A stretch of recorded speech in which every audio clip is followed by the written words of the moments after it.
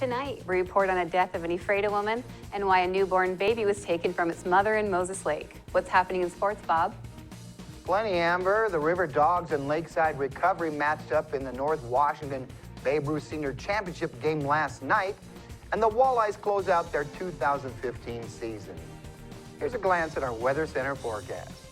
Fire weather watch around our air until Friday night. Dry conditions will remain in control, but there is some disturbance coming through. I'll have more details for you in just a bit. I'm Amber Jenks, and we have all this and much more on iFIBER 1 News. From the iFIBER 1 HD studio here in the heart of the Columbia Basin, this is iFIBER 1 News. Your #1 source for local news, sports headlines, and our very own Weather Center forecast covering the entire Columbia Basin. This is iFIBER 1 News, and it starts now.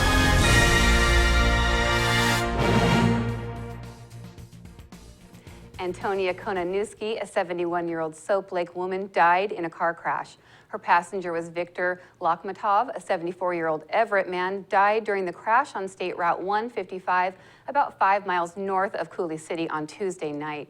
According to Washington State Patrol, the Soap Lake woman was driving a white 2001 Subaru Legacy north when the vehicle left the road to the right, came back across all lanes of traffic, and left the road to the left. The State Patrol reported the car went down an embankment, rolling sideways and stopping upside down in water. The State Patrol is investigating the cause of the crash. Racing returns to Soap Lake, and reporter Jeff Chu has the details. The annual Soap Lake Outboard Regatta hits the water Saturday and Sunday. Races in junior, vintage, stock, modified, and professional outboard boats take place on Soap Lake's 3/4 of a mile course beginning at 9 a.m. both days. Race is sanctioned by the American Powerboat Association and Seattle Outboard Association. The event draws outboard boat racers from throughout the Northwest. Drivers ages 9 to 82 competed last year. I'm Jeff Chu for iFIBER 1 News. Moses Lake officials are looking at opening the ice rink for winter. Several city council members asked staff members to consider opening the faculty after it spent the past season closed. The rink, along with Larson Recreation Center, remained closed last year as a way for the city to save roughly $126,000.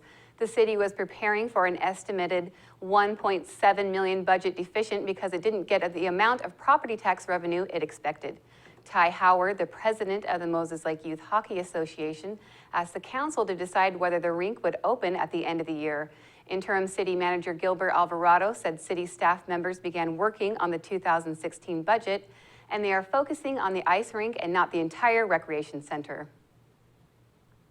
A baby was taken from its mother after it was determined the woman was on methamphetamine. According to Moses Lake police records, the 41-year-old Moses Lake woman gave birth on July 10th at Samaritan Hospital.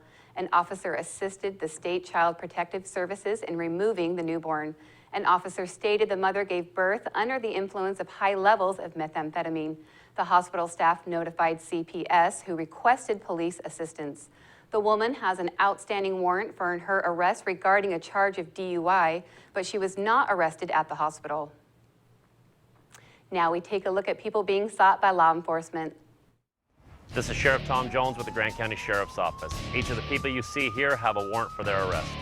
If you see any of these people, we ask you do not attempt to detain or apprehend them, but call us at 509-762-1160 or send us an email at crimetips@co.grant.wa.us. If the person is presenting a danger, call 911. With your help, we can bring these people to justice and make our community safer. We'll be back after this.